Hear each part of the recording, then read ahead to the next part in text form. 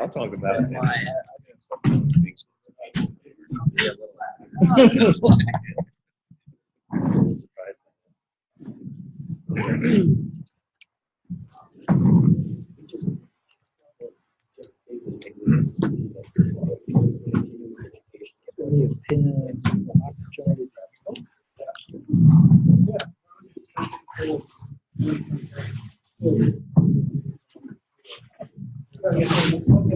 Yeah, let's do. Cool. Yes, Ron. Yeah, Ron. He's the boss. What's that? What are you setting me up for? Yes. At TPA, but.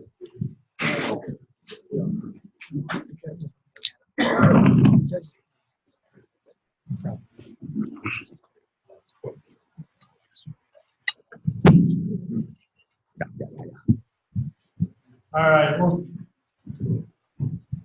that's got to be better. So my big takeaway from this morning. So instead of abandon, we just put up the wrong flag, right? Is that the deal? Don't take it down. Okay. Just want to make sure that was. That's a great, that's what we come here for. Can I get a quick show of hands of who are here that are just race officials? Yeah. Well, race officials, sailors. Well, just raise your hand again, so sailors. Yeah, obviously everybody's a sailor. Don't leave the judges umpires out. Oh, that's right. Judges? Race officials. Who are those?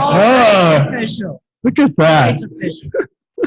Yeah, I'm saying race officials. We're all on this team together, right? Well, great. All right. Well, we're going to get rolling into the second start, kind of mark management, and we'll get rolling. Guess Ron, you've got somewhat of an announcement that's they've made an executive decision over lunch. We've had a working party going for a while, and we've had a draft in race management of a continuing education program. One of the challenges in certification for a lot of our people is that every 4 years they have to take courses and take a test and all. And after you've done the cycle about 4 or 5 times, you could almost teach the course. So continuing education has been, the judges have had it for a while. I believe the umpires also have continuing education, are working on it. We're going to include this type of roundtable into our continuing education program, so certified race officials can use continuing education points towards their recertification. So this event, this day today, will be included in that continuing education program. So we're looking forward to that.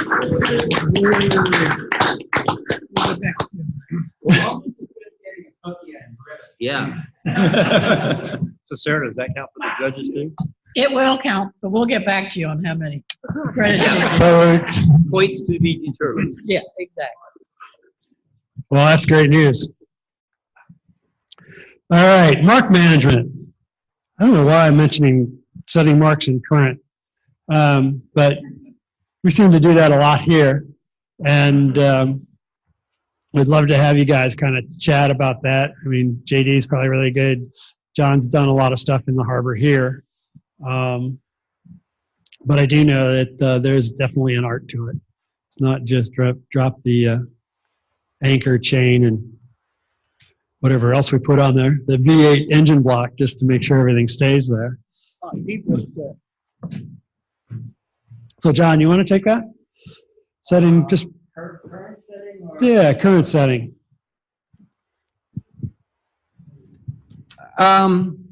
So everyone's seen a boat sitting at anchor, right? And it kind of streams back on its anchor road. In still water, it's just swings with the wind, and when you have current, you draw all the vectors and the wind pressure and the amount of current and whatnot, and the boat doesn't quite hang in the current, and it doesn't quite, and it's affected by the wind. And it's not really rocket science, but you look at a similar, you do have to have a similar sized thing in the water that you're anchoring. Like if it's another boat, is it a big boat, is it a smaller boat? And just kind of see which way the anchor rod is streaming. And so rather than going straight up wind or straight up current, you just kind of like observe which way the anchor rod is flowing from that object and kind of get out your hand-bearing compass. And okay, so that's the way, if I'm going to drop something, the scope of the anchor line is going to stream it that way. That's pretty much all I do. Sounds so easy. No,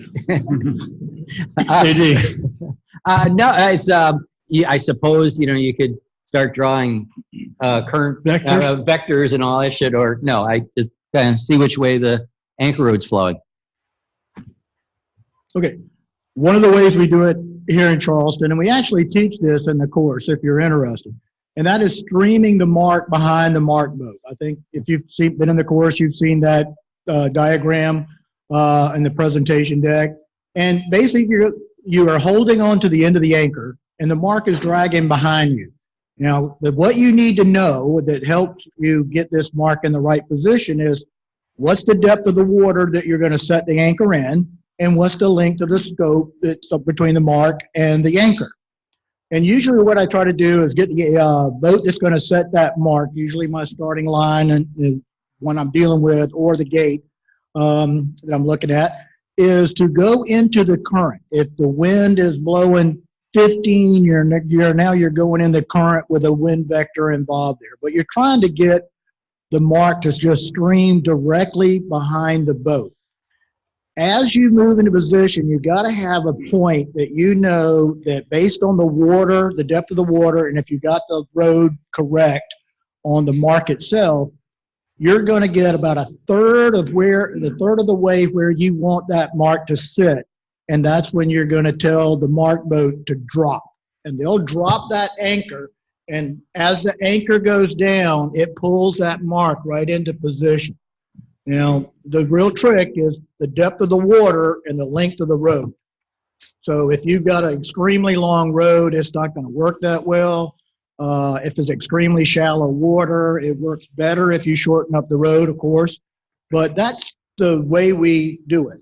And then we will put a sentinel on it. Because if we don't put a sentinel on it, a boat's going to hook it up, with her keel or a rudder and drag it off of your set point. And you don't want that. So I encourage you to add a sentinel to that. But that's the way we do it with current. Does everybody know what a sentinel is? Yeah, there's the people up north. They have another term that comes from the Canadians or something. And what is it? Kellex or something. Kellex. There's another term. Alaskan sleeping pill. Like you've anchored up in Alaska and you're worried about dragging in the remote area. You set one of these weights on your anchor line and you can sleep better because your anchor will hold better with the sentinel that you call it on there. If it slides down the road, it changes the angle of pull on the if you're using it something like a Danforth, and it has better holding power. And that's one of the things we have to do also. We add that extra anchor or a sentinel at the anchor, right at the anchor or anchor chain to get that bite on the ground, because some places we have some clay and it's hard to get a good set. But yeah, sentinel, if you're from the South and you're used to raiding old homes out in the country, they called them window sash. Remember, it kind of helped you get the window up. So same thing. Little river anchors is what you end up using if you can't find something somewhere else. Or call Dan Mahowski. He makes them all the time. Yeah. If anybody wants to see that on the whiteboard at the break, we can illustrate that. Oh, that'd be great.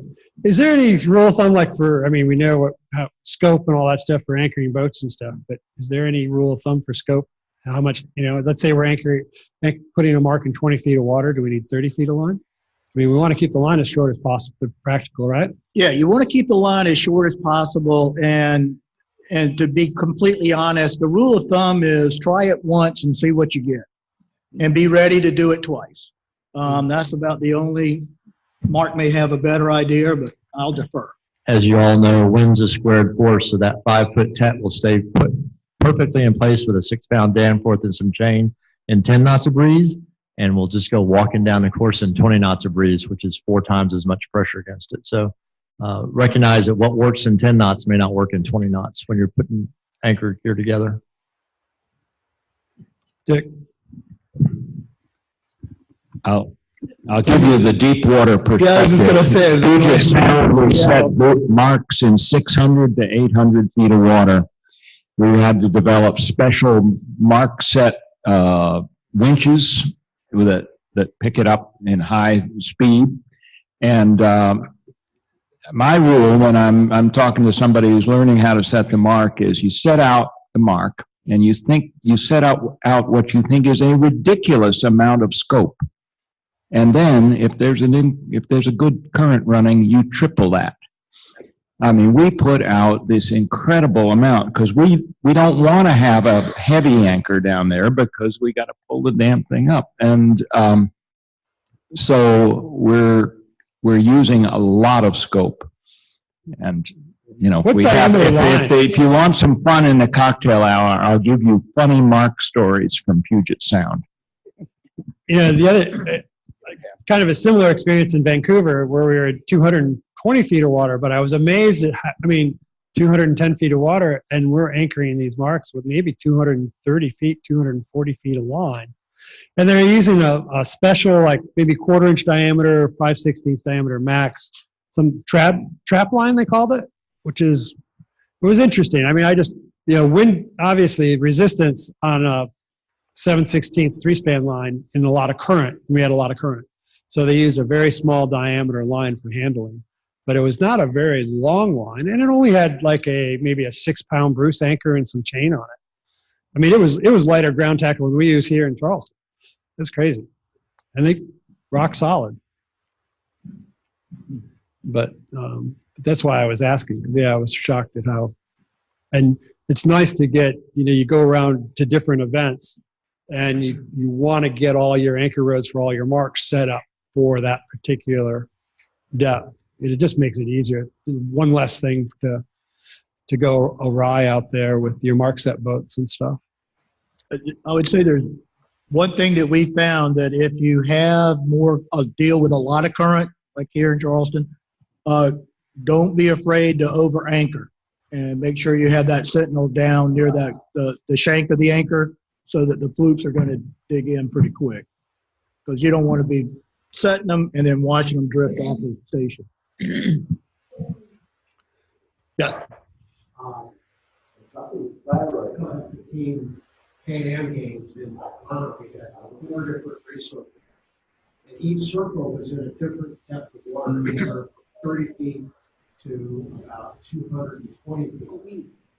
And what we had were standard fields of line with drum hooks either end. And so we could assemble the roads that we needed for our circle for that day. And then we also had 10, 20, and 30-foot rates that if we had to tweak a gate, you could just clip in another length of line. And yes, by doing that, it works out a little bit closer together, but you could adjust the angle actually fairly precisely at those standard lengths of line. It worked really well.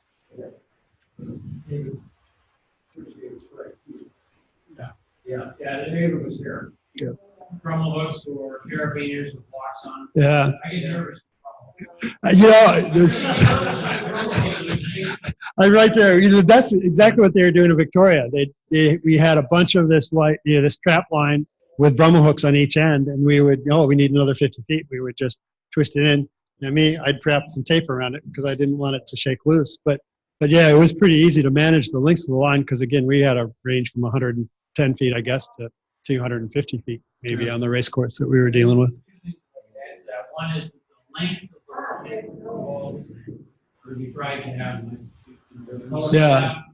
And in fact, clubs have now pretty much standardized for the 200. They've got 200-foot lengths that creates line with carabiners.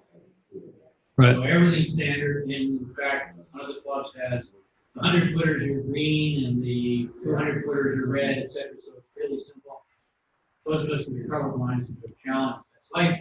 And the other thing that I was going to suggest is, and I don't know how many people use it, but if you're doing a gate, instead of pinging where the mark ends up, ping where the anchor goes down.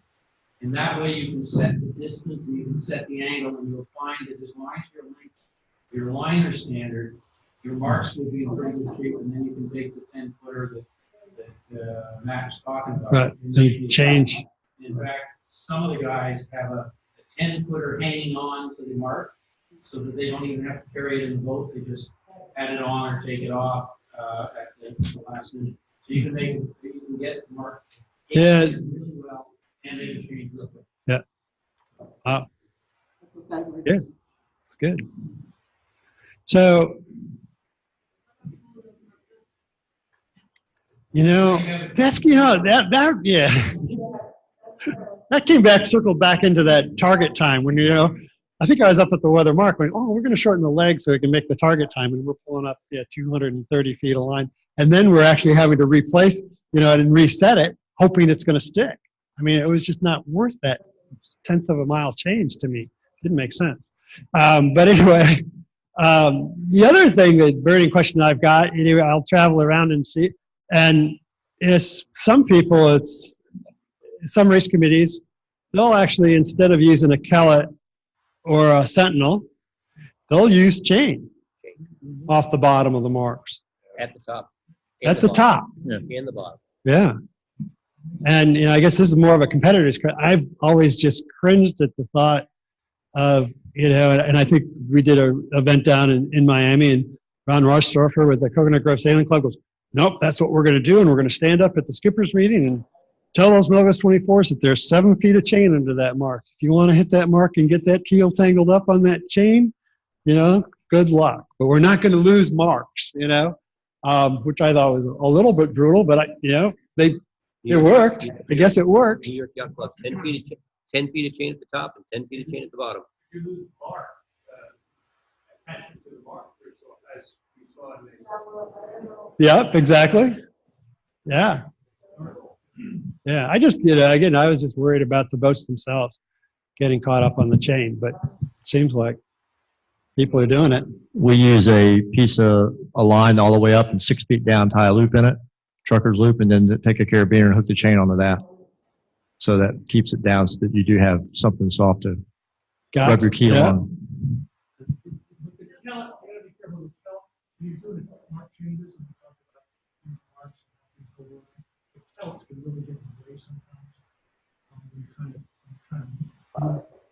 Unless you're in branding or doing something fancy, those counts can really slow the whole process and cause a problem, which is why the chain at the top and the chain at the bottom, learning how to put the connectors in the right way for the helps. Yeah. Using 50, 75, 100-foot lengths, well, can really make it very easy in a variety. Right. Becky? So along that, we changed correct because we had a lot of cutting marks, I guess, at least on it, and so as race officials, and you make it look like anything. What did she say about your book, Sugar Leaper? Sort of appropriate, either notifications or I think in one event, race we talked to her on course, we talked to so how do we handle that as a management, organizing authority and race officials? Credit card number on file. No, that if you snag and cut a line, well, let's see what West Marine says about that. But how do you write that? How do you look at that part of the skippers, meeting? I would think that would have to be in the notice of race on the entry form. Yeah. The M32 class took it one step further, and they did assess 5 points to a team caught cutting a mark line. Again, it became so excessive in that class that they decided to actually add points to a person's race score. Wow. Right. If I cut an angle road of a mark, what does the mark's not there anymore, unless the mark goes, comes in with a 10 flag, all of a sudden you bias the whole race. It's an issue.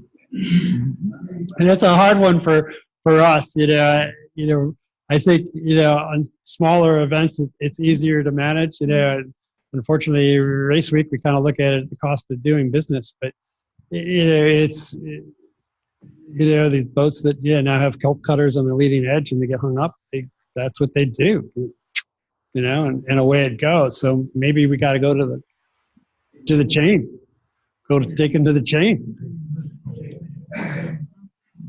Randy, one of the things that Luigi likes to say is to set one of them with an airport, one of them with a very heavy mushroom, so that you can drag it. Usually the turn mark. We do drag it. And that makes it very easy to reposition. Fine tune. Cool. Well, that gets us to like our next point too, that somebody already alluded to. We had an interesting, regatta here last year, where we had a bunch of e-scows, and not that they come from inland lakes and they don't know what current is. I'm not saying anything like that, but it's pretty amazing when an e-scow peels into a weather mark and can pretty much rip that thing into shreds and it disappears. Well, yes, yeah. Just saying, yeah. Well, yeah. Well, you on the mark. You had on the mark the M flag. We couldn't get the M flag boat in there because now we've got 12 e-scouts. Okay.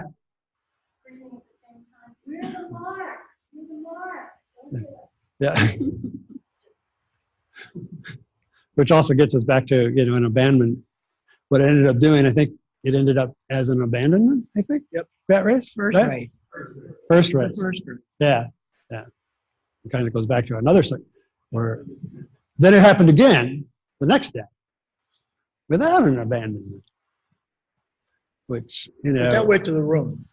yeah. I mean, reason I'm talking about it is that, we come back to that consistency, and I think hindsight, to me anyway, I'm just armchair quarterbacking terribly, I guess, but you had time that day to do another race. Why wouldn't you do what you did the day before, abandon and then resail the race? It was the real mark damage that we prepared for after having the incident on the first day of racing was when we added the chain to it. And it was the last race of the event. And because it happened, they were prepared. They had more data that they were taking when the mark was moved out of position, so we could tell who went around what mark, which we didn't have the first day. But we had a lot of data. We had so much data, in fact, that none of the data matched up. We couldn't really get a good feel since they were being taken from different boats. They had a different view of where things were. And that was when we had the king tide. Tide was probably running a good 3, almost 4 knots. The wind was blowing about 15 knots. So these e-scows were moving. And the real concern when it first happened was, how is that weathermark boat going to get through that crowd? Because they were to weather that mark to put the mic flag up. Because you really did have a situation that could end up someone getting very hurt and boats getting very beat up or sunk while they're trying to transition into that spot. So that was one of the concerns that we kind of wanted to find out what opinions and advice we could develop. The other one was it went to the room, and again, we were confronted with, you got to mark out a position, not all the boats sailed the proper course, so Rule 28 didn't get met. What do you do? And we ended up throwing out or abandoning that race after finishing, after giving proper consideration for the boats that finished. Now, I might have thought maybe redress could have been maybe a better way to handle that, but that's why we learn things. Yeah, I was surprised that the race on Sunday didn't get abandoned, right? The first race that we sailed, I think, was Friday. When it Friday? I was thinking on Sunday, the final day. Sunday was the day it was not abandoned. Yeah. Yeah. Almost the same situation, right? Yeah, and then, well, the defense of the race officer, that he thought he had gotten everything organized, so if it did happen again, enough data would have been taken that we would have known who rounded where. Gotcha. Yeah, let's just turn it on. Race that got thrown out. There's always one. There's got to be one. I think it goes back to making sure that all our time is used appropriately. The call, it was the first beat of the first race. Very quickly could have come back and started a second race. There was time for it. Yet we still sailed the whole race that didn't count. So from a competitor standpoint, it's about not wasting time. The jury, race committee, race officers, what do you want to do to not waste people's time? Not only did we sail a race that didn't count, we spent 2 hours talking about it.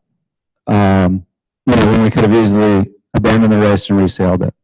I think that's, it's an incredibly difficult, when you're talking about a 10-boat TP52 race, getting a mark boat in maybe a little bit easier, but in a 70-boat E-Sky race or, 100-boat J70 race, it's virtually impossible. There's just no way to do it properly or to collect enough data to make any of the data worthwhile. So I think, again, it just goes to not wasting time and getting the race restarted and go again. It's the competitor's fault. I don't think anybody would argue that. I've certainly hit enough marks in my day. It's not the race committee's fault that we hit marks. That's good advice. Yeah, thank you. Great comment. I was just wondering what the panel's recommendation is for the mark boat at that point in a 70-boat E-Scout race.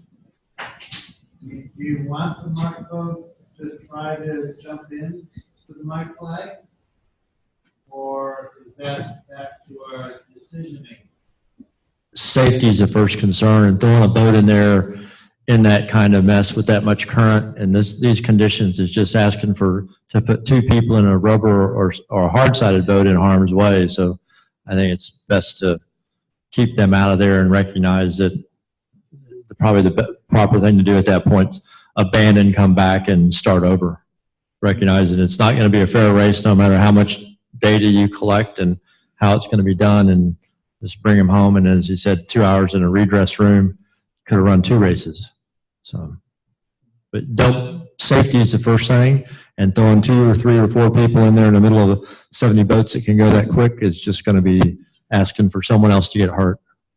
Absolutely, and this is also a teachable moment to get good information to the PRO. Don't sugarcoat it. That things are going very poorly up here. The weather mark is gone, and the 70 boat fleet did not have a marked around, sir. Over. And, Standing by. So it's good, accurate information to the signal boat will also help the situation too. Or the mark boat. Mel and I were on that mark boat. Okay. We didn't have time to talk to anybody. We were moving to try to leave the mark and avoid the fleet. And Yeah. with that, it would have been nice if one of the other committee boats that were but the area communicated. It was a fiasco. Yeah, your hands full. You know, this sounds like a really good case study for That's what- for RC crew. You know that totally, totally. So you know, you have a big fleet. The mark gets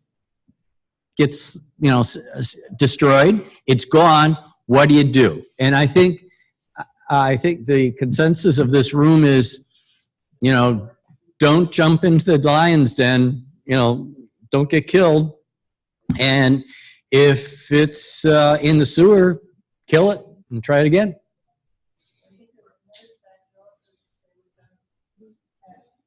My understanding is that there was a minimum number of races that had to be held in order to final the regatta. If it's, you know, again, don't get held by the tyranny of we gotta have X number of races today. If it's a crummy race, it's a crummy race. Well, okay. Unsalvageable situation. Yeah, we're trying to, you know, do not assess blame here. It's kind of like in the cold light of the morning. We you know, an after action report. This is what happened, gang. What would have been? What's going to be the best way to talk about it in the training session next week? And I think it's also an opportunity for the race officer when they're briefing their crew to say, look, in this kind of a situation, it's not the expectation that you will go into put your boat in a dangerous position. But that's not what we ask of you. Steve? I want to go back and make this question. We need to put in the race rules that you cut a mark, you purposely cut a mark, you're responsible for. What is the liability? I would say it's a notice of race, and it'd be not any, in my own mind, it's not any different than a drunk crew busting up a bar after the regatta. Ooh, 69. Well, okay, well, okay, yeah, okay, but I mean, if you run over a garbage can in the parking lot, you should be charged for it. And you know, it's we're all big boys and girls, and if you you know, if you snag a line and you cut it, sure, it might not be your fault, but I personally think that the boat should be liable to replace the anchor line. I mean, what?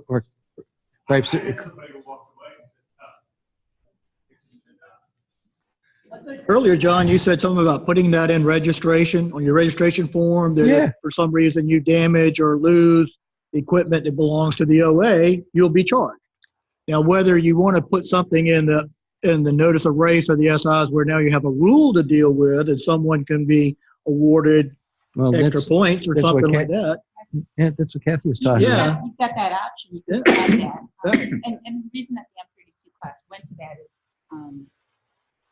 for them, it's all about the points. So the points meant more to them than money, paying for an extra anchor. So that was the deterrent that was used there. The points actually impacted the teams more. You could certainly try like a damage deposit situation. Yep. Or right. About 50 years ago, my dad came sailing into Milwaukee Harbor with his 51-foot Q-boat, boom, out 90 degrees in front of a 25-knot line squall, and took out the rig of a starboat. Just removed it. Came around. The owner of the starboat was waiting at the dock for my dad. He said, "Bob, I really needed a new rig." So I think that, you know, it's a gentleman's and gentlewoman's sport. I think that if you damage some equipment, get out your credit card. That's just my opinion. I think that's good. Putting a mark rules race, isn't that a rule two violation? Well, it's up to the jury to decide that, but could not the race committee? You know, Better than 69. Yeah. what if it was dragging you over and you were about to broach and lose proof? Well, then that's the discretion of the protest committee. I think you want to spell it out. The argument was rule two, you weren't doing it just for the other folks. Well, as a guy who's cut marks before, we're doing it not to disadvantage anybody. We're doing it not to mess our boat up. You know, the cost of, you know, and the M32s or the Mavis 24s, the cost of these anchors running up and down, you know, the boat is a lot more than the cost of the ground tackle. And so it's not done, it's done purely out of safety for the boat. And, you know, I got to tell you, 9 times out of 10, everybody will be happy to pay for the anchor versus pay for a big gouge in your boat. So you know, it goes to the 10 feet of chain on the bottom of the mark. Better let everybody know it's there because, you know, that can do a lot of damage to these boats we're trying to keep real nice. Good point. I don't think we have to be too nasty about this. Just give me a I like Doug the did. points though. Dick? I think it comes back to the entertainment business, and it's part of the cost of doing business for a regatta. Exactly. My yacht club goes through 30 anchors a year, and they're not on purpose. They just disappear. Someone throws them over for getting attached to the line to it. So Yes. Yeah.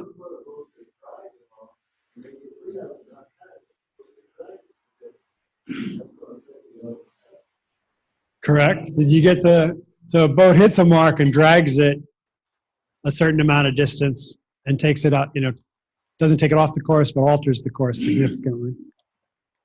But that's when you have to have, and I like earlier what someone alluded to or spoke to, was having that discussion with your mark boats, like here's what you need to do or be ready to do in these events. And so as soon as the mark boat that's on that particular mark sees that someone has snagged it, they should be moving in with the mic flag to assume that position if safely possible. So that's something that you would be talking about or planning for in your planning session. Yep. And a lot of time, this all happens in 90 seconds. And it happens and it's done in 90 seconds. And again, that's why we pay the big bucks to the jury.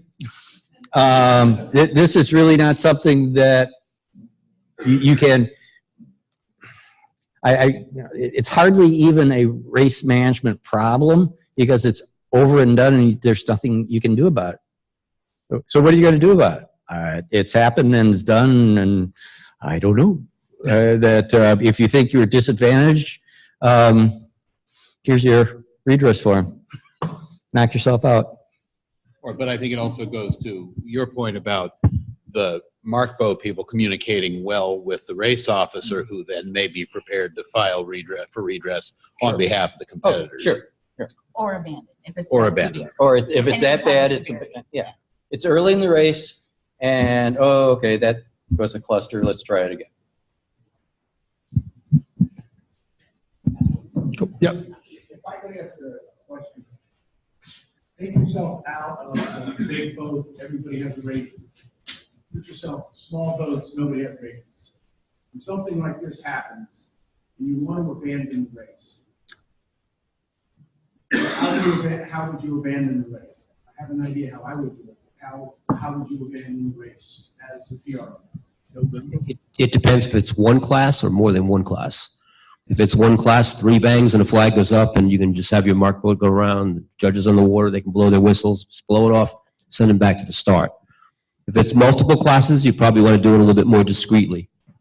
Have your mark boat go to those individual boats and just tell them race is abandoned, go back in. You know, race committee can subtly put up a November flag with the class flag. But again, you want to be discreet about it because You put up a November flag, even with a class flag and 3 sounds, and everybody's coming back to the start. Is that how you would do it? Now, the reason why I asked is our one flag day. There's 2 Charlie flags, one red, one red. We have an S flag, we have a white flag, but we don't have a November flag. Ooh. It's not a bad thing to have a November flag in the marked boat, so you can discreetly go around and, kind of show it. Okay, your class is done, go back to the start. If you do it that way, you're likely to save, at least if you've got other classes on the water. If you've only got one class, it's not a big deal. You can make as much noise as you want. It's when you have multiple classes, you want to try to salvage those races. We're lucky because we use chain under our marks, about 4 feet down. That's about how people go. Nice. Anything more about mark sets?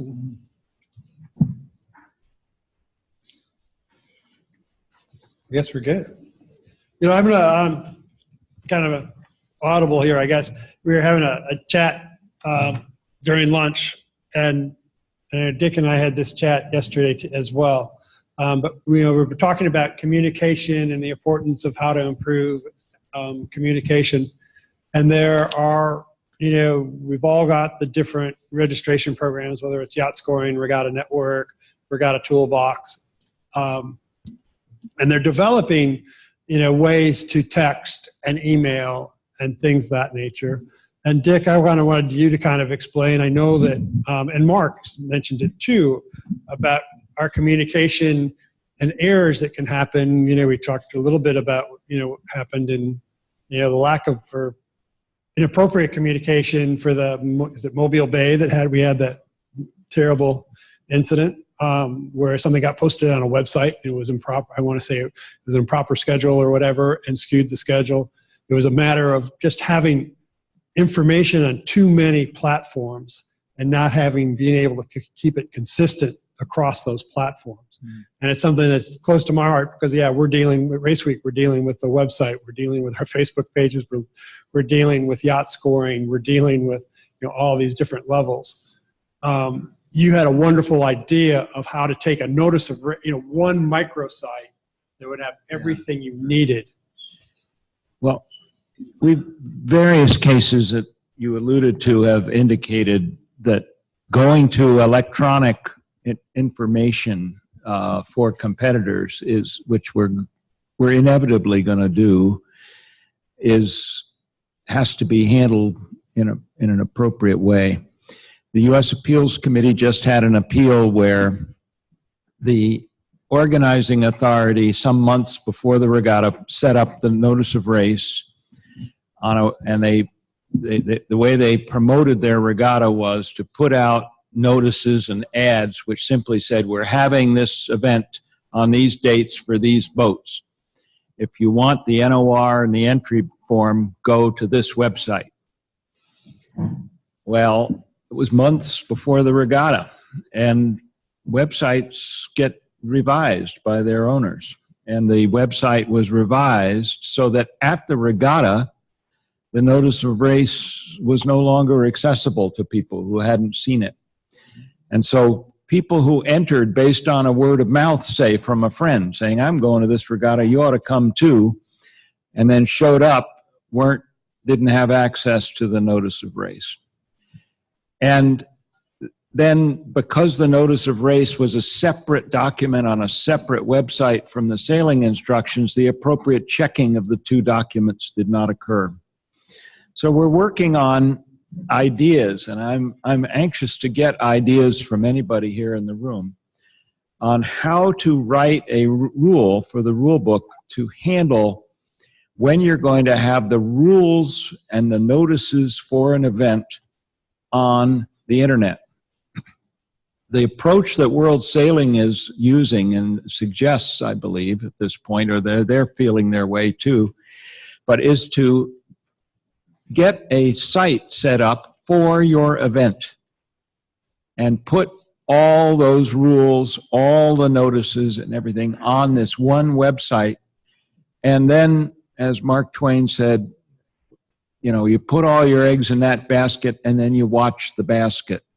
Have somebody who's your tech person for the regatta making sure that that website doesn't go down during the event.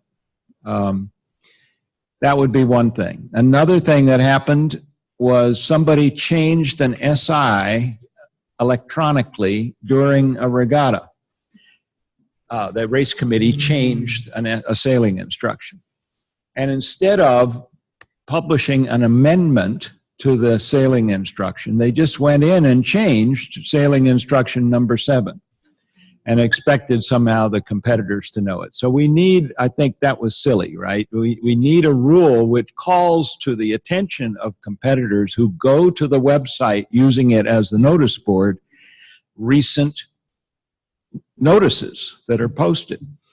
So we have to have, I think, a rule where we discuss how this website gets organized so that it is useful and confers quickly to people who consult it what they need to know.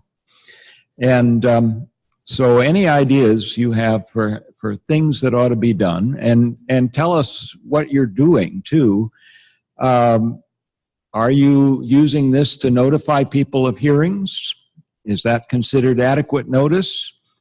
We used to say in the sailing instructions, if you have the schedule of hearings will be posted 15 minutes after the close of protest time, and that constitutes notice to all the boats that have to be in the hearings that they should come. How are we going to handle that online? Your thoughts on that from the audience about how you're doing it? I am going to talk to this. This year, for the first time, we decided at the Inland Lake Yachting Association to go electronic. And so I don't think that it matters whether you're using Regatta Toolbox or Yacht Racing or Regatta Network. We claimed that was our official site.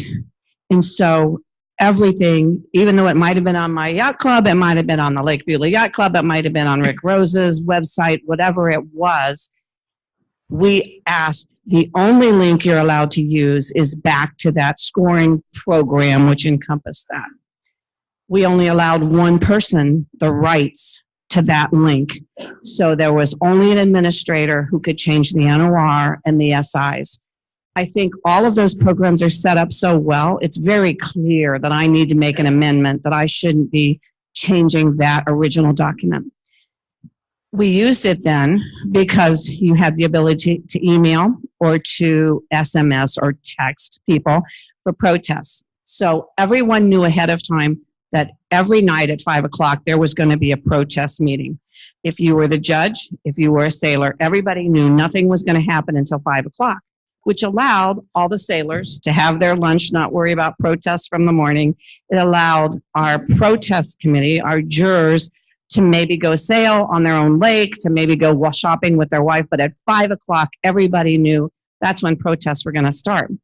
So on the signal boat, I was also the finish boat. It was my job when I saw the first boat come across, I saw the first one, they gave me a protest. At that point, it was my job to text the protest chair and say, there will be protests.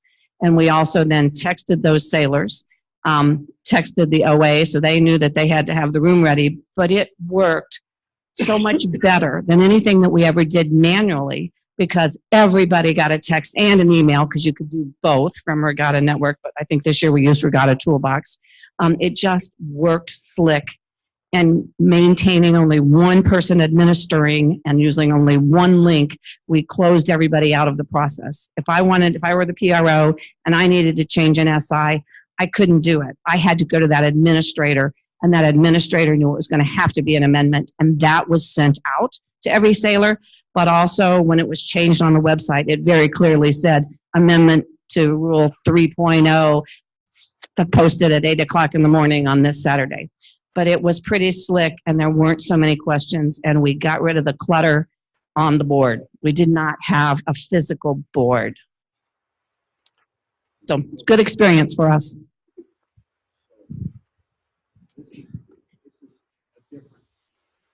This is a different tack than I'd been taking, but maybe it's appropriate. So you're saying rather than rely on the internet site as the notice board, send notices during the regatta to the appropriate boats by email and text, both?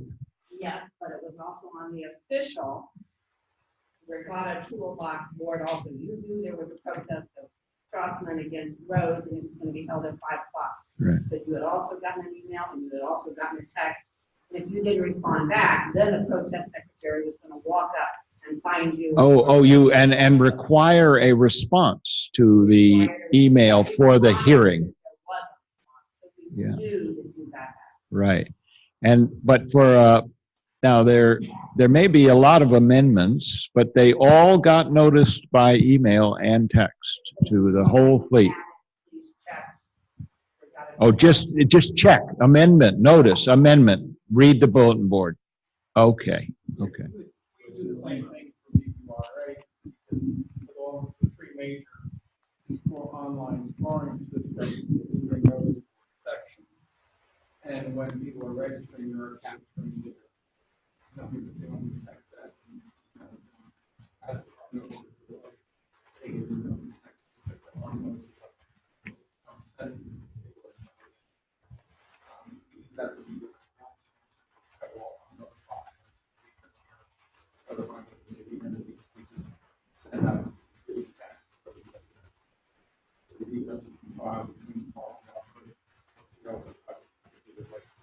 Well, that's appropriate for redress because we have to notify the whole. I mean, that's where so we're not posting, we're saying that the notice on our electronic board is the official notice. There's no paper copy. I think you're just dictating that this electronic board is the official notice. And I think as opposed to what they're saying, my thought is these programs all should go to an app on your smartphone. 99% of us have smartphones. And here you have email, you have text, you have all these multiple things you communicate about it. Nowadays, you have your app, turn on notifications. Everything should come through that app, so you have it flowing in and out of one point, which is the app. And it's going to feed off of the information coming from these websites, but it really should, the notifications and responses should just flow back and forth through that app. You don't have to rely on multiple communication methods. So, if I read you correctly, you are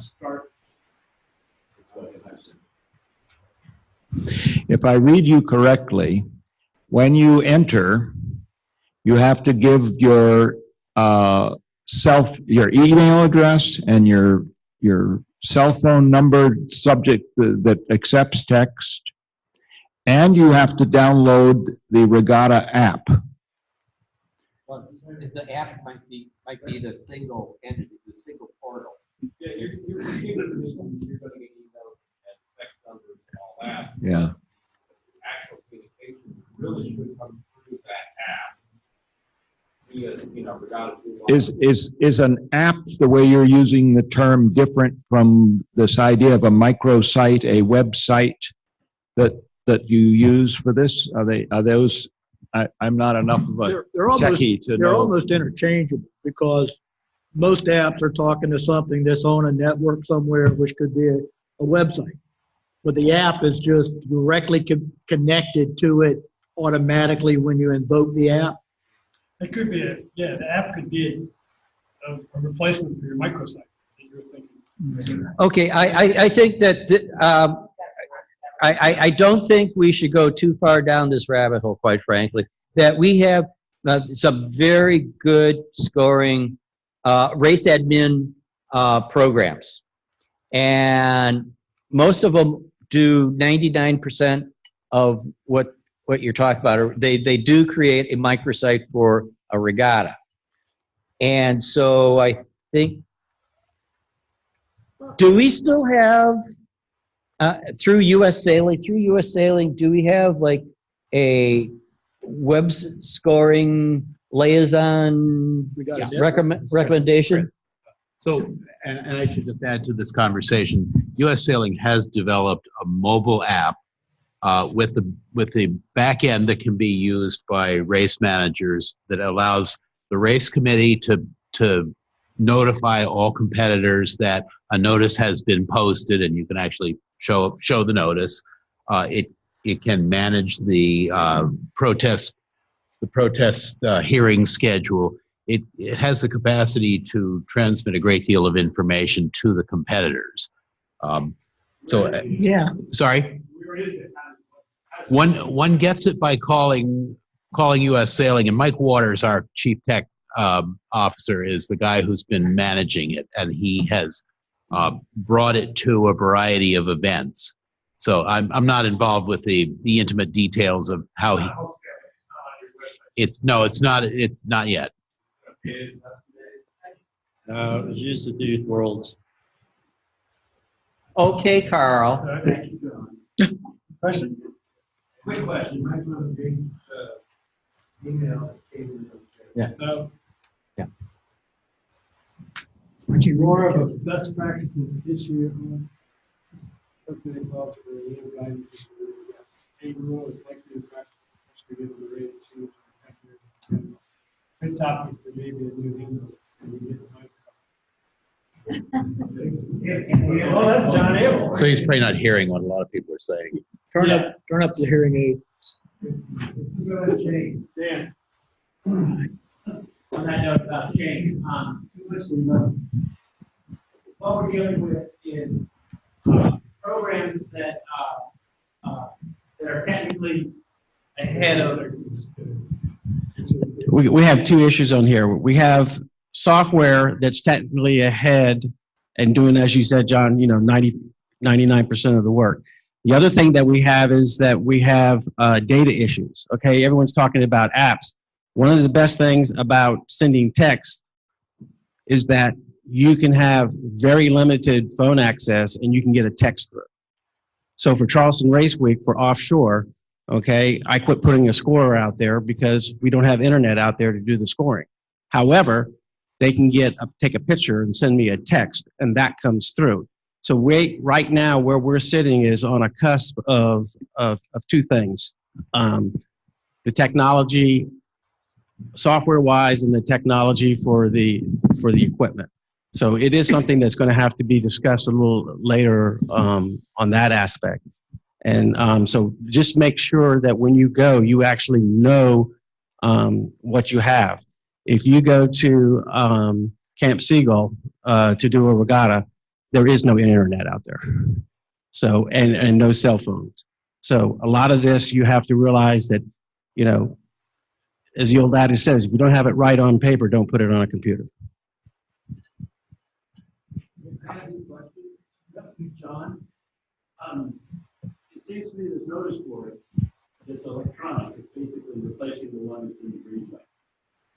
When you put something on the one in the breezeway, you're supposed to put it up the link somewhere. Should we not be doing the same thing when we put something on the website? But it's.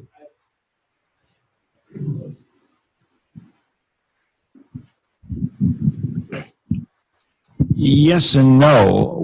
What I'm getting more and more is that many places are running regattas where the sailors come from several sites out to the regatta, so that the Lima flag doesn't reach the audience you want it to reach. Now, there are other events. Obviously, you're running a youth championship. They're all at one beach.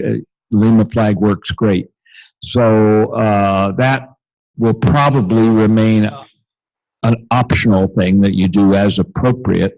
But what I'm concerned about is the errors that have already been reported in using an internet approach to conveying information and trying to somehow cut that off at the pass with an appropriately worded, not a book, but a short paragraph in the rule book about appropriate design and use of the website /app, whatever you consult.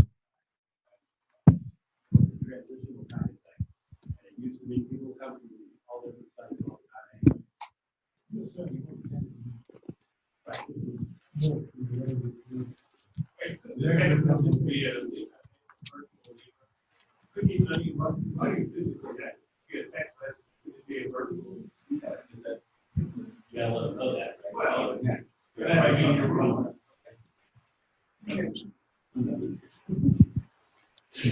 Great, well, yeah, plenty to think about.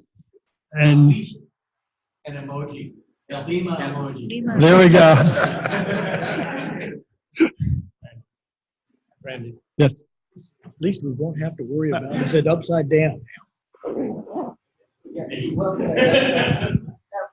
All right, so a couple interesting things. I mean, we could dive into this because, I actually work for a software company and we work on mobile development and stuff like that, but we'll reserve that until later without going further down this rabbit hole. But on the subject of technology, and because we've already put a considerable amounts of time into talking about marks that move, marks that get destroyed, marks that have very long pieces of line attached to them.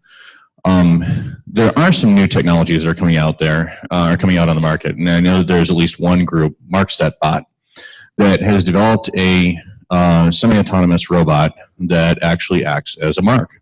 It through dynamic positioning, I believe the trolling or the prototype had 2 trolling motors in it. But through dynamic positioning, it will remain on station or within 10 feet of it using GPS. It's controlled through a mobile app, and it's a very interesting thing. And I know, obviously, it's new technology. It's got to undergo some tests. The initial tests have gone very well, from what I understand. But obviously, I think that this could be a new direction that things are going to. So I think just an opinion from the panel here, how likely would you be to embrace technology of that type? We tested MarkSetBot in Newport Harbor this past summer and found that it is tricky to use. I could perceive it being a great tool for like team racing, where you're constantly moving the box constantly. I can't perceive it at this point as being a good tool offshore.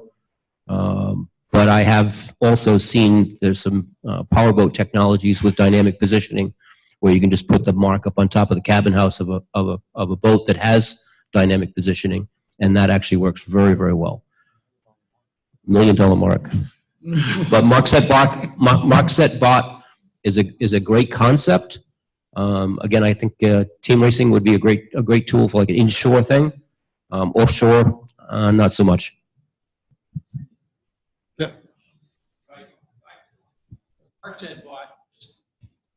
MarkSetBot, I've used it as a competitor. I've used it as the race officer twice now. And for dinghy stuff, it is absolutely fantastic. So, and I think they've got they're going to be at the next show that U.S. Sailing's doing. Fantastic device in some ways. Absolutely perfect for the gate near the mark, near the committee boat, and absolutely stupendous as a start mark. We ran the U.S. Pan Am trials with it in everything up to 27 knots. Had some problems at 27 knots, I will admit, but anything up to about 20 knots, it was absolutely fantastic. So I think you got the early summer, and they've come a long way. So just to give everybody a heads up, it's coming and it's good. Expensive.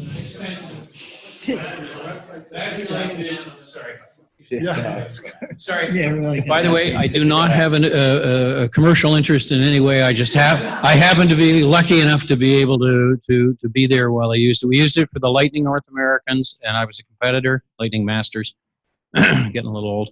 And you talked about 10 feet. It's better than that. It's a lot less than a mark's going to move when it's bouncing up and down in a swell. It was good. I mean, I got nervous, and I was probably a foot away from it instead of the normal half an inch that I am on a bouncy mark. But it's pretty darn good.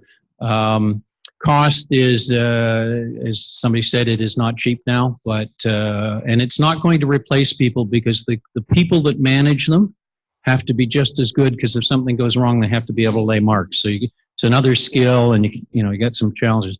But your question was battery life. They put a 100 amp. We used it. We sent the marks out to the race course, kept them out there, brought the fleet back in, left the marks out there, and then came back out and raced in the afternoon, and they were still 45% charged. Now, that was in about a light wind with nothing in the morning, and then we had about 8 knots in the afternoon. So it's pretty darn good. On the day that we had 15 to 20 knots all the time, they got towed out to the course, and we were probably 4 hours, and they were only down about 30%. So I'm not concerned about the stuff. He's also putting a weather station on it, so it'd be really nice to have an autonomous piece of data. So that may chew up the battery a little more. It's pretty good. Sorry? Yeah. Oh, really? Yeah, that's what I was going to say.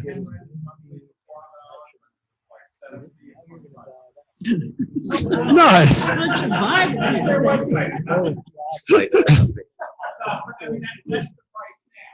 Right.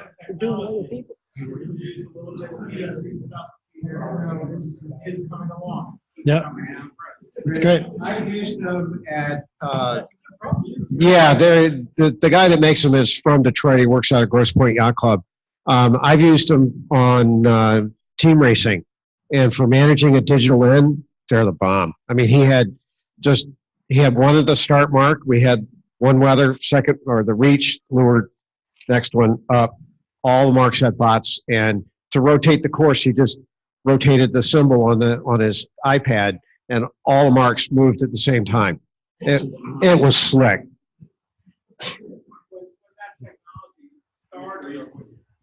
John with the AC stuff was showing me one time on the committee boat. He had a flat screen.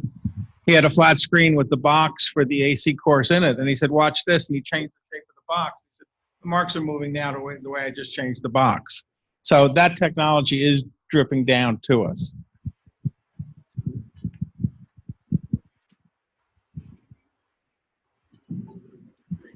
It's pretty neat stuff. But yeah, I think you're right. Price will come down, and like you say, you can use them on pins. We're not going to use them on race week this year, though. Yeah, that's why I was doing the math. 24 times. Right, for your digital end. Maybe we can get Sperry put on the sides of them or something, yeah. Exactly.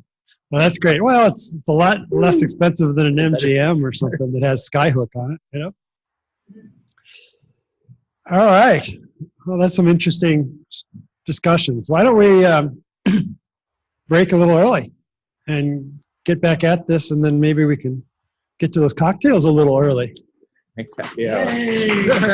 Applause.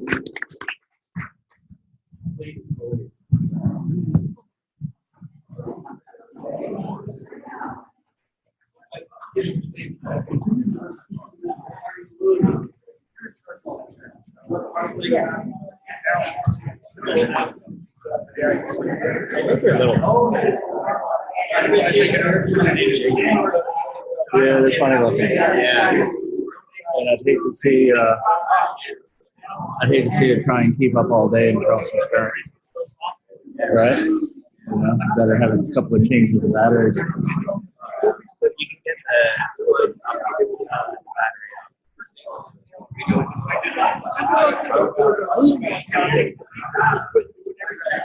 But yeah, I saw Davis Island last year. They were out there, kind of driving around.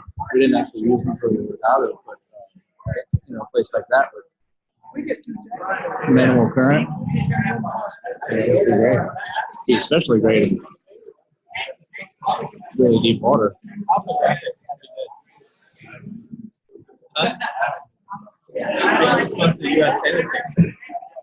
Yep.